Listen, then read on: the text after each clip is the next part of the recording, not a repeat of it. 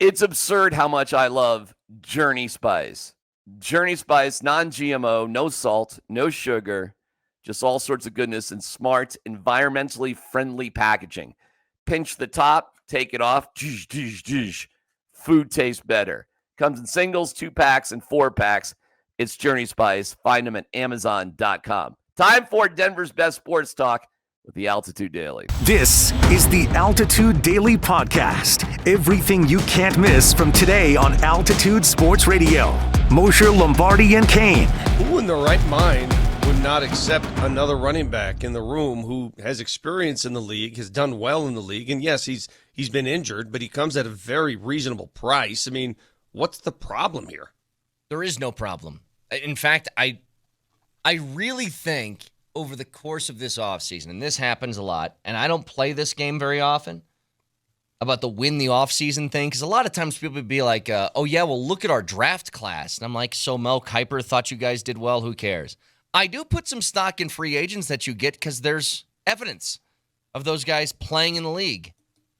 And in almost every instance of guys that they have picked up in the free agency department, I think they are, who said this before? Was it Chris McFarland, Moj, that said calculated dart throws? I've always liked that term. Correct. They have been calculated dart throws on each one of these. When you look at weaknesses that this team had, and here's, I guess I'll take it overall. Year one under Sean Payton was what? He might not have liked the quarterback, so we can't fix that, can't get out of the contract yet. So let's do this. Mike McGlinchey, Ben Powers, fortify the offensive line. You then get Quinn Miners to develop into an all-pro. You extend Garrett Bowles like you're in good shape on the O-line. That same offseason, they did what? Well, let's go out and sign Zach Allen. Let's trade for John Franklin Myers. Let's go ahead and fortify the defensive line now. Keep DJ Jones here. Develop edge rushers who are really good. Invest in Cooper and Benito, all that different stuff. Next year, worked their way out. Okay, we can get out from Russell Wilson. Let's go get our quarterback, Bo Nix. That worked. Okay, cool. Let's fill out some spots in the secondary. Go get Brandon Jones. That'll work. Like all these different things leading to this year, which is fill in the rest of the pieces. And they filled them all in. Like as of right now, and you can always say like injuries are going to make this up in the air. Okay, fine. But you tell me, where's the spot that you feel like they're really weak in? Because I thought it was running back heading into this. And they've drafted somebody in the second round, and then as insurance, gotten somebody who's incredibly productive when healthy in JK Dobbins. I think they've handled every position group. The receivers position could be an area of concern if Cortland Sutton were to get hurt. It's the one spot I said that maybe you could have had a veteran there that they didn't do. Yeah. Okay, fine. The Altitude Daily, the morning sprint. Yesterday I learned that Jaleel McLaughlin's not going anywhere. Anybody who's speculating that, say, JK Dobbins is going to potentially threaten Jaleel McLaughlin's position on this roster, I think is asinine. I think it's wild. The morning show was talking about how this threatens McLaughlin more than it threatens Estime. No and I thought they were freaking way off base. Estime was a 5th-round draft pick, and he was a healthy scratch, to grab a term from hockey. He was not on the roster as a healthy player. I think it's a term in football too, right? Healthy scratch? I think so. Okay, sure, fine. And it's more of an NFL thing because of active rosters and it's a bipartisan sports term. Yeah, I think it. All right, cool. Well, that's fine. It hits my brain as a football guy. We can handshake across the aisle there. Yeah, it feels like Estime's job is now very much in the balance. It's in the balance. Audric Estime is going to have a really good training camp. It's okay. That's a good thing. Guy, he wasn't a first or second round draft pick. You didn't invest a ton of capital and mortgage your future to get a player like Audric Estime. I mean, has any Bronco fan out there, I'd love to hear from you in the Shop Mazda text line, 303-504-0925. Has any Bronco fan out there fallen in love with Audric Estime, Denver Bronco running back? I mean, I like how he tried to hurdle someone in his first game. That was pretty dope. It's cool. But then he fumbled. The reality is that the current running back room, it's full of ham and eggers. Right. It's full of guys that kind of do what he does. Yeah, ham and eggers. It might do what he does. Tyler Bidet. Better. Ham and egger. Is a ham and egg sandwich a bad thing? No, it tastes pretty good. I had one this morning. It was pretty delicious. good, right? But is it like quiche Lorraine?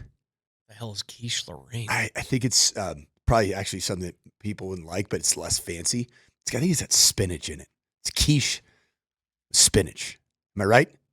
Quiche Lorraine consists of a flaky pastry crust that's filled with delicious savory egg custard, bacon, and cheese, and can have spinach in it. Okay. A little bit more bougie, a little bit more Francois. The Altitude Daily. Polumbus, Hastings, and DMAC. JK Dobbins out there?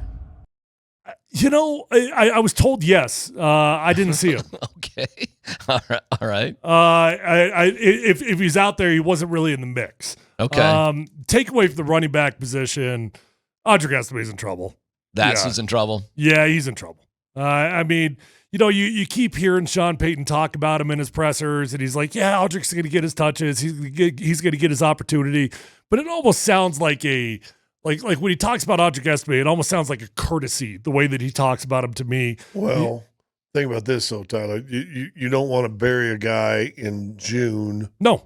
That if you can build up, somebody says, hey, if you aren't going to use him, we'll give you a 6th round for him.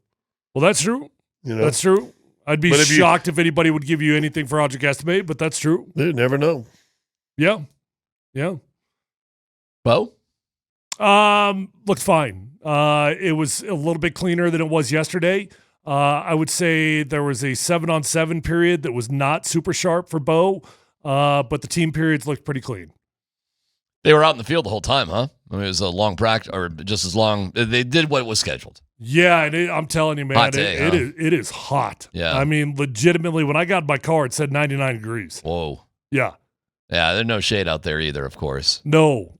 So long, full days. There were a bunch of coaches from other teams there. I'm not quite sure. Okay. Not NFL teams, obviously.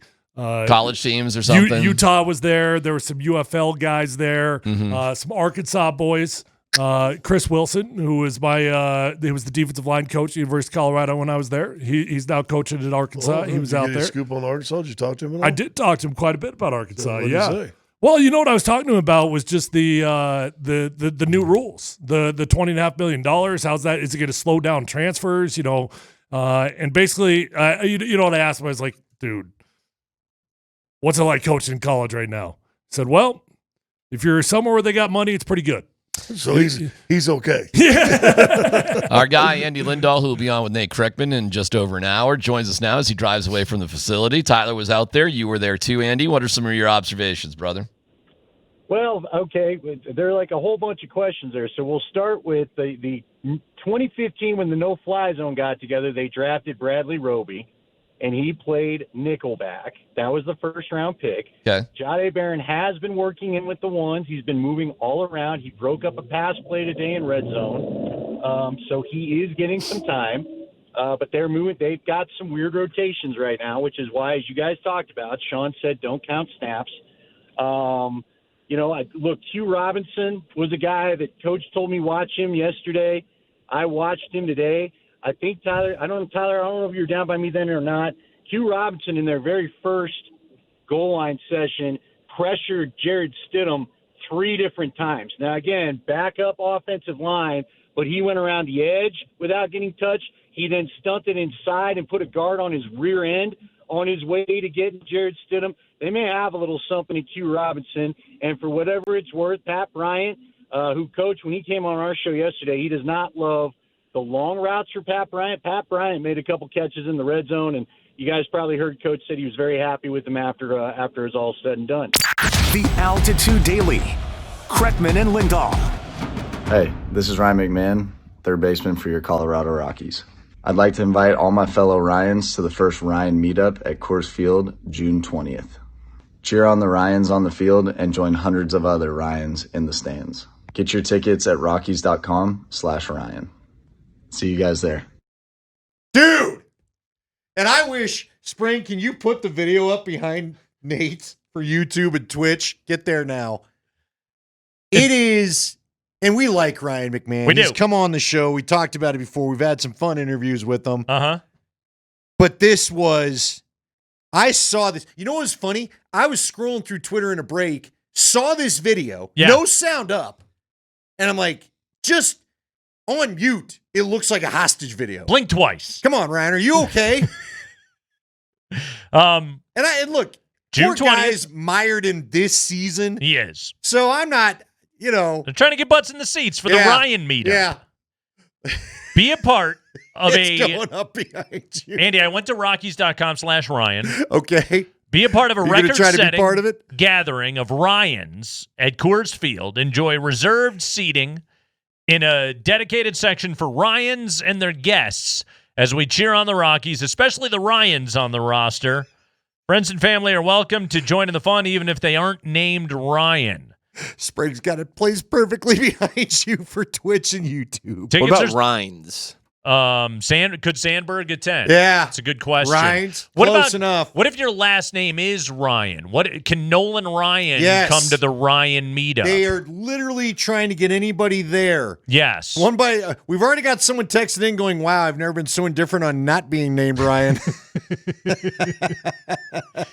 You can't spell Chris Bryant without Ryan. Sure, he's welcome. Can he come? Bring the dry swings to the park. Prices and location subject to change. Ticket availability is limited, Ryans. By the way, for questions, please email Ryan Tapp at ryan.tapp@rockies.com. They got a Ryan running Ryan night at Coors Field. Cool, Hey, Carl. Ryan Johnson has weighed in. Are you going, Ryan? As a Ryan, I meet enough Ryans as is. The Rockies really think I want to meet more Ryans. Ryans say no. Ryan's too. Hey, Ryan Celine says Ryan's too fancy. Ryan's out. You've been listening to the Altitude Daily. Catch us live weekdays on 92.5 FM, the Altitude Sports Radio app, twitch.tv/AltitudeSR, youtube.com @Altitude Sports Radio, and your favorite smart speaker. Say Altitude Sports Radio.